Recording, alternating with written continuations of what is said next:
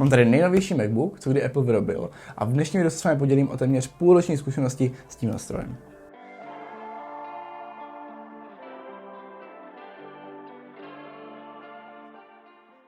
Pro upřesnění mám tady na stole tu nejlepší možnou konfiguraci, a to MacBook Pro, 16 palců, M1 Max chip, 32 jader, 1 TB disk, 32 GB RAM, zkrátka to nejlepší, co je vám Apple schopný nabídnout. Pokusím se tedy v dnešním videu pozvěhnout všechny výhody a zdůraznit nedostatky. Pokud jste dříve používali starší MacBook, pravděpodobně nějaký Intel, a chcete přejít na novější, respektive na M1, první vás překvapí ta rychlost, která je, dá se říct, až neuvěřitelná, a upřímně téměř cokoliv s M1, jak už MacBook Air nebo MacBook Pro, je pro většinu lidí více než dostačující. Další a velice důležitá věc je to, na co MacBook používáte. V mém případě je to nějaká grafika, úprava fotografií, střih videí, což mimochodem s touto konfigurací je opravdová fantazie.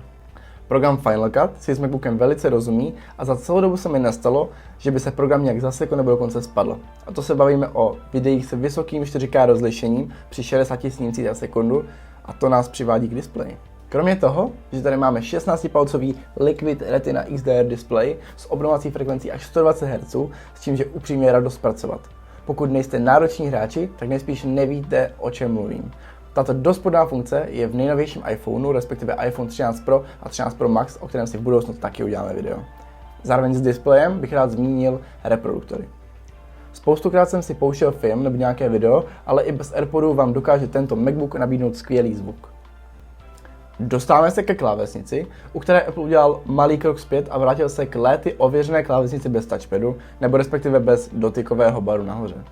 Klávesnice je velice příjemná na stisknutí a i dlouhé používání klávesnice vám nebude tak vadit. Líbí se mi větší Escape, který společně se mnou ocení hlavně programátoři. Stejně důležitý jako Escape je Touch ID, které Apple nezapomněl přidat.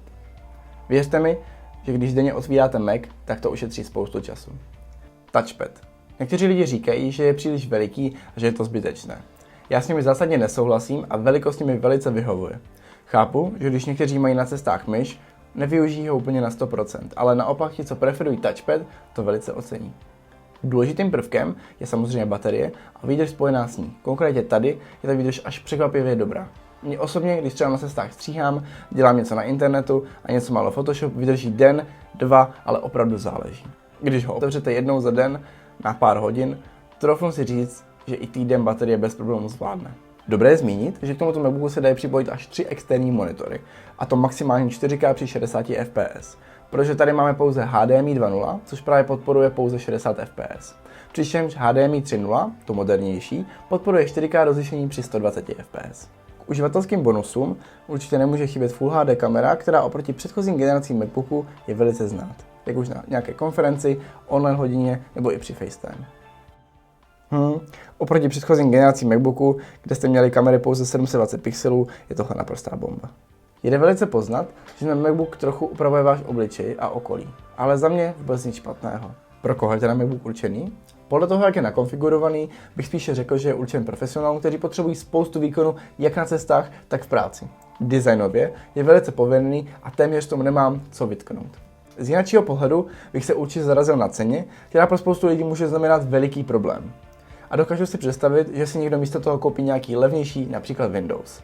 Ale to už ať posoudí každý podle svého. Pro představu vám můžu ukázat 13kový MacBook. Tady mám 13kový, tady mám 16kový. Velikostně určitě jde poznat rozdíl. A to bude pro dnešní video vše.